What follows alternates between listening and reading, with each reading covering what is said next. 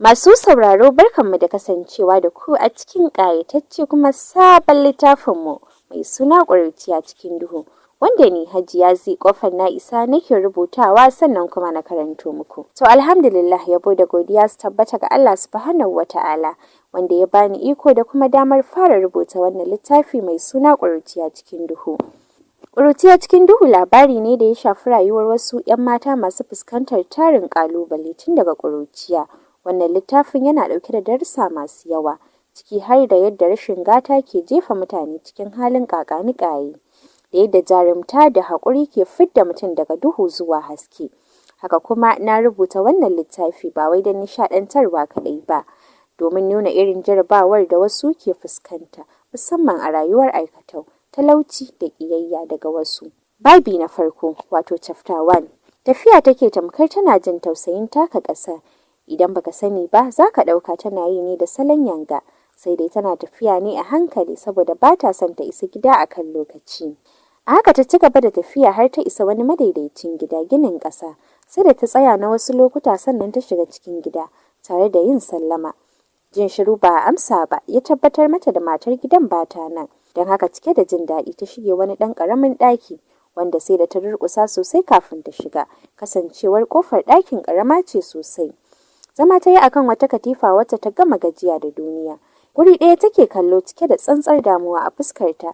A hankali hawaye suka fara zarya akan kyakkyawar fuskarta, wanda kuma daga nan gyangyaɗi ya fara ɗibarta, har bacci ya ɗauke ta tana zaune. Wata mata ce ta fito daga ɗaya ɗakin da ɗaurin ƙirji, babu ko ɗan kwali, inda rabin gashinta yake a tsefe ya kuma cunkushe guri ɗaya. Bakinta a hangame tana zuba hamma ko rufe bakin ba ta yi. Inda ta hau kallon yadda gidan yake a hargitse, ko ina kaya tamkar bola. Shegiyar yarinyar nan bata dawo ba kenan har yanzu? Wata yarinya ce a tsakar gidan tana taɓa kwalliya a fuskarta. Ta ce, Lami wai Fadima kike nufi? Ai na ji shigowar ta tun ɗazu. A uban me take yi a cikin ɗakin? Fadime! Ta nufi ɗakin nata tana ƙwalla mata kira kamar an aiko ta. Tana shiga ta tarar da ita a kwance tana bacci, duk da tsananin zafin da ake yi sai gumi take haɗawa. Ba tare da ta tashe ta ba, ta nufi murhu tare da ɗaukar tukunyar da aka zuba ruwa, wanda tuni ruwan ya fara zafi akan wuta. Kai tsaye ta shige ɗakin ba tare da tunanin komai ba, ta juye mata ruwan a jikinta. Gigitacciyar ƙara ta ƙwalla tana soshe-soshe saboda zafin da take ji, sannan kuma tana kuka. Shegiya yar iska, yau sai kin gaya min wane ubanki a garin nan da zan saka ki aiki ki zo ki kwanta. Ke ga ki yar gata ko? Nace ga ki sarauniya yar gwal ko?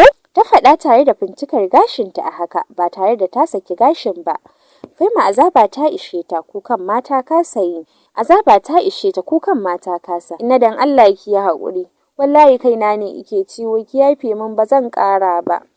Wani kyakkyawan mari ta kai mata akan kyakkyawar fuskarta da ta riga ta gama yin ja. Kafin ta bude idan ta ƙara fusgar gashinta kamar za ta cire mata shi daga kanta. Ita kuwa ƙara ta ƙwalla a gigice saboda ta gama fita daga hayyacinta. Tillar da ita ta yi kamar shara a tsakar gidan, wanda har sai da goshinta ya bada wata ƙara mai sauti. Wani kukan ta ƙara yi, yayin da gefe guda jini ya fara fitowa daga goshin nata. A hankali ta ɗora hannunta a kai, idan ta ya sauka a gurin da jini yake ta zuba. Wasu hawaye masu tsananin zafi suka sauko mata. Ubanki kike kallo da ba za ki tashi ki wanke waken nan ba? Shegiya mai bakin hali? So kike a zo ai ta neman alalar ba a gama ba? Yar iskar yarinya, kin kafe ni da shegun idanu kamar mayya, ko da yake ai ita din ce ma.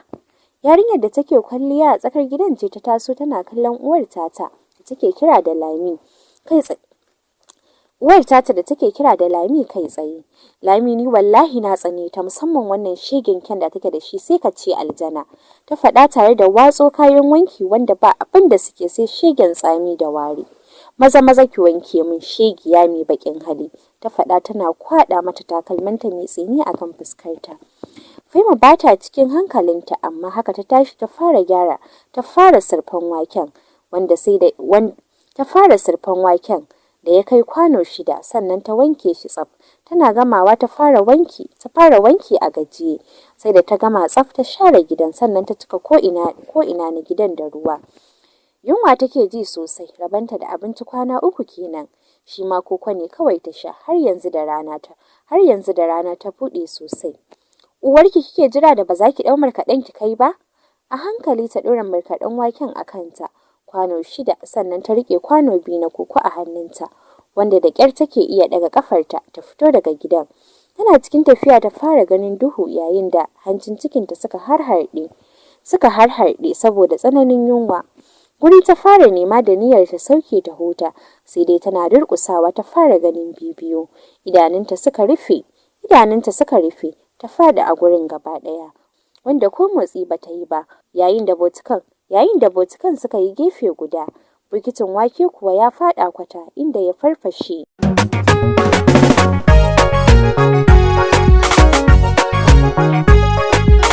To masu sauraro, an ce laifin daɗi ƙarewa. Ƙarshen babi na 1 kenan, wato chapter 1. Masu karatu sai kuma ranar Talata. Shin me kuke ganin zai faru da Faima?